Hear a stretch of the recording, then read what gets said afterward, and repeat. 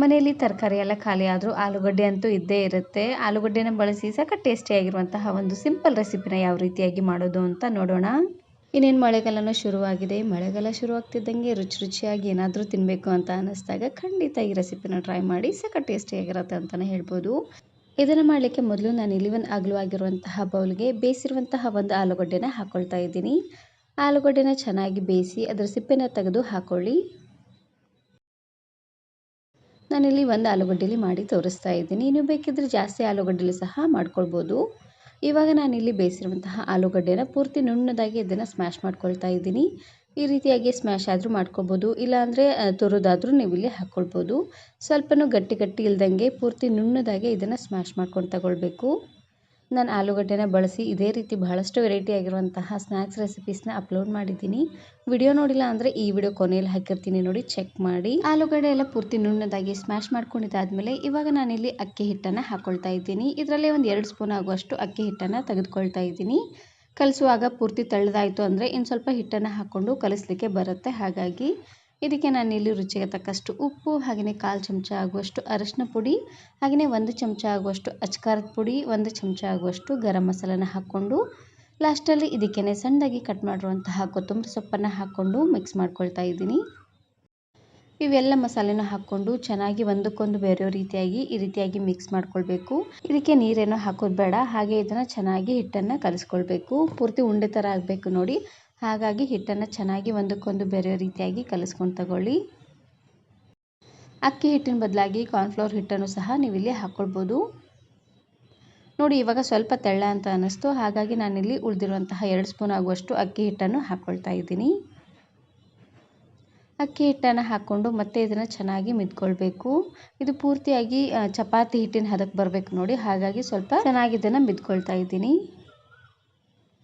ನಿಮಗೆ ಬೇಕು ಅಂದರೆ ಇದಕ್ಕೇ ಸ್ವಲ್ಪ ಯಾವುದಾದ್ರೂ ಸೊಪ್ಪನ್ನಾದರೂ ಹಾಕ್ಕೊಬೋದು, ಇಲ್ಲಾಂದರೆ ಕ್ಯಾರೆಟ್ ಇದ್ದರೆ ಅದನ್ನಾದರೂ ನೀವು ಇಲ್ಲಿ ತುರಿದು ಹಾಕ್ಕೊಳ್ಬೋದು. ನಾನಿಲ್ಲಿ ತುಂಬಾ ಸಿಂಪಲ್ಲಾಗಿ ಮಾಡಿ ತೋರಿಸ್ತಾ ಇದ್ದೀನಿ. ಲಾಸ್ಟಲ್ಲಿ ಇದಕ್ಕೇ ಸ್ವಲ್ಪ ಎಣ್ಣೆನ ಹಾಕ್ಕೊಂಡು ಚೆನ್ನಾಗಿ ಇದನ್ನು ಮತ್ತೆ ಮಿಕ್ಸ್ ಮಾಡ್ಕೊಂಡು ತಗೊಳ್ಳಿ. ಹೊರಗಡೆ ಕ್ರಿಸ್ಪಾಗಿ ಒಳಗಡೆ ಸಾಫ್ಟಾಗಿ ತುಂಬಾ ರುಚಿಯಾಗಿ ಬರುತ್ತೆ ಅಂತಲೇ ಹೇಳ್ಬೋದು. ಒಂದು ಸಾರ್ತಿ ಈ ರೆಸಿಪಿನ ಟ್ರೈ ಮಾಡಿ, ಸಖತ್ ಟೇಸ್ಟಿಯಾಗಿರುತ್ತೆ. ನೋಡಿ ಈ ರೀತಿಯಾಗಿ ಚೆನ್ನಾಗಿ ಇದನ್ನು ನಾದ್ಕೊಂಡಿದ್ದಾದಮೇಲೆ ಇವಾಗ ನಾನಿಲ್ಲಿ ಇದಕ್ಕೆ ಇನ್ನು ಸ್ವಲ್ಪ ಎಣ್ಣೆನ ಹಾಕ್ಕೊಂಡು ಚೆನ್ನಾಗಿ ಇದನ್ನು ಈ ರೀತಿಯಾಗಿ ರೋಲ್ ಮಾಡ್ಕೊಳ್ತಾನೆ ಹಿಟ್ಟನ್ನು ಕಲಿಸ್ಕೊಳ್ತಾ ಇದ್ದೀನಿ. ನೋಡಿ ಈ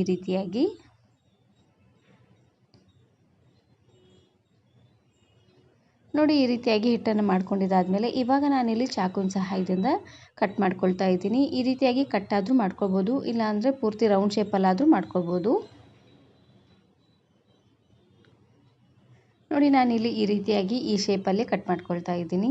ನೀವು ಪೂರ್ತಿ ಉಂಡೆ ಥರ ಜಾಮೂನ್ ಮಾಡ್ತಾರೆ ನೋಡಿ, ಆ ರೀತಿಯಾಗಿ ಸಣ್ಣ ಉಂಡೆ ಥರ ಆದರೂ ಮಾಡ್ಕೊಳ್ಬೋದು, ಇಲ್ಲಾಂದರೆ ಈ ರೀತಿಯಾಗಿ ಸ್ಕ್ವೇರ್ ಶೇಪಲ್ಲಾದರೂ ಮಾಡ್ಕೊಳ್ಬೋದು. ನಿಮಗೆ ಯಾವ ಶೇಪಲ್ಲಿ ಇಷ್ಟ ಆಗುತ್ತೋ ಆ ಶೇಪಲ್ಲಿ ಮಾಡ್ಕೊಬೋದು. ನಾನಿಲ್ಲಿ ಈ ರೀತಿಯಾಗಿ ಮಾಡ್ಕೊಳ್ತಾ ಇದ್ದೀನಿ. ಈ ರೀತಿಯಾಗಿ ಕಟ್ ಮಾಡ್ಕೊಂಡಿದ್ದಾದಮೇಲೆ ಲಾಸ್ಟಲ್ಲಿ ಈ ರೀತಿಯಾಗಿ ಶೇಪ್ ಥರ ಮಾಡಿಕೊಂಡು ಕಾದಿರುವಂತಹ ಎಣ್ಣೆಗೆ ಬಿಟ್ಕೊಳ್ಬೇಕು. ಎಣ್ಣೆ ಚೆನ್ನಾಗಿ ಕಾದ್ಮೇಲೆ ಉರಿನ ಪೂರ್ತಿಯಾಗಿ ಮೀಡಿಯಮ್ ಫ್ಲೇಮ್ನಲ್ಲೇ ಇಟ್ಟು ಎಲ್ಲವನ್ನು ಹಾಕ್ಕೊಳ್ತಾನೆ ಚೆನ್ನಾಗಿ ಇದನ್ನು ಫ್ರೈ ಮಾಡ್ಕೊಂಡು ತಗೊಳ್ಳಿ. ಒಂದು ಸೈಡೆಲ್ಲ ಚೆನ್ನಾಗಿ ಬೆಂದಾದ್ಮೇಲೆ ಮತ್ತೆ ಹೊಳಿಸಿ ಬೇಯಿಸ್ಕೊಳ್ಬೇಕು. ಎಣ್ಣೆಲಿ ಹಾಕಿದ ತಕ್ಷಣ ಒಡೆದೋಗೋದಾಗಲಿ ಬಿಟ್ಕೊಳ್ಳೋದಾಗಲಿ ಏನೂ ಆಗೋದಿಲ್ಲ. ಚೆನ್ನಾಗಿ ಒಂದು ಸೈಡೆಲ್ಲ ಬೆಂದಾದ್ಮೇಲೆ ಮತ್ತೆ ಹೊಳಿಸಿ ಬೇಯಿಸ್ಕೊಳ್ಳಿ. ನಾವು ಅಕ್ಕಿ ಹಿಟ್ಟನ್ನು ಹಾಕಿರೋದ್ರಿಂದ ಮೇಲ್ಗಡೆ ತುಂಬಾ ಕ್ರಿಸ್ಪಾಗಿ ಒಳಗಡೆ ಸ್ವಲ್ಪ ಸಾಫ್ಟಾಗಿ ತುಂಬಾ ಚೆನ್ನಾಗಿರುತ್ತೆ. ನೋಡಿ ಒಂದು ಸೈಡೆಲ್ಲ ಚೆನ್ನಾಗಿ ಬೆಂದಾದ್ಮೇಲೆ ಮತ್ತೆ ಈ ರೀತಿಯಾಗಿ 2 ಸೈಡು ಸ್ವಲ್ಪ ಗೋಲ್ಡನ್ ಬ್ರೌನ್ ಬರೋವರೆಗೂ ಬೇಯಿಸ್ಕೊಂಡ್ರೆ ಸಾಕಾಗುತ್ತೆ. ಇದು ಬೇಯಲಿಕ್ಕೆ ಸ್ವಲ್ಪ ಟೈಮ್ ತಗೊಳುತ್ತೆ, ಹಾಗಾಗಿ ಉರಿನ ಸ್ವಲ್ಪ ಮೀಡಿಯಮ್ ಫ್ಲೇಮ್ನಲ್ಲೇ ಇಟ್ಟು ಫ್ರೈ ಮಾಡ್ಕೊಂಡು ತಗೊಳ್ಬೇಕು. ಪೂರ್ತಿ ಲೋ ಫ್ಲೇಮ್ನಲ್ಲಿಟ್ಟರೆ ಚೆನ್ನಾಗಿ ಎಣ್ಣೆ ಕುಡಿಯುತ್ತೆ ನೋಡಿ. ಹಾಗಾಗಿ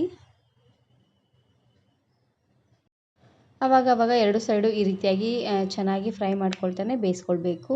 ಈ ರೀತಿಯಾಗಿ ಮಾಡೋದ್ರಿಂದ 2 ಸೈಡು ಚೆನ್ನಾಗಿ ಬೇಯುತ್ತೆ ನೋಡಿ.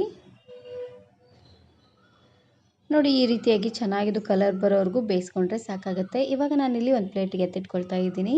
ಇದನ್ನು ನೀವು ಸಾಯಂಕಾಲ ಟೀ ಜೊತೆಗಾದರೂ ಸರ್ವ್ ಮಾಡ್ಕೊಬೋದು, ಇಲ್ಲಾಂದರೆ ಸಿಂಪಲ್ಲಾಗಿ ಅನ್ನ ಸಾಂಬಾರು ಇದ್ದರೆ ಅದ್ರ ಜೊತೆನಾದರೂ ಸರ್ವ್ ಮಾಡ್ಕೊಬೋದು. ತುಂಬಾ ಚೆನ್ನಾಗಿರುತ್ತೆ ಅಂತಲೇ ಹೇಳ್ಬೋದು. ಇದನ್ನು ನೀವು ಸಾಸ್ ಜೊತೆನಾದರೂ ಸರ್ವ್ ಮಾಡ್ಕೊಬೋದು, ಇಲ್ಲಾಂದರೆ ಗ್ರೀನ್ ಚಟ್ನಿ ಜೊತೆನಾದರೂ ಸರ್ವ್ ಮಾಡ್ಕೊಬೋದು. ಈ ವಿಡಿಯೋ ಇಷ್ಟ ಆದರೆ ಈಗಲೇ ಒಂದು ಲೈಕ್ ಬಟನನ್ನು ಕ್ಲಿಕ್ ಮಾಡಿ, ಫ್ರೆಂಡ್ಸ್ ಆ್ಯಂಡ್ ಫ್ಯಾಮಿಲಿ ಜೊತೆಗೆ ಶೇರ್ ಮಾಡಿ. ಹಾಗೆಯೇ ಮತ್ತಷ್ಟು ಹೊಸ ರೆಸಿಪಿಗಾಗಿ ವರ್ಣಿಕಾ ಅಡುಗೆ ಮನೆ ಯೂಟ್ಯೂಬ್ ಚಾನಲನ್ನು ಸಬ್ಸ್ಕ್ರೈಬ್ ಮಾಡ್ಕೊಳ್ಳಿ. Thanks for watching.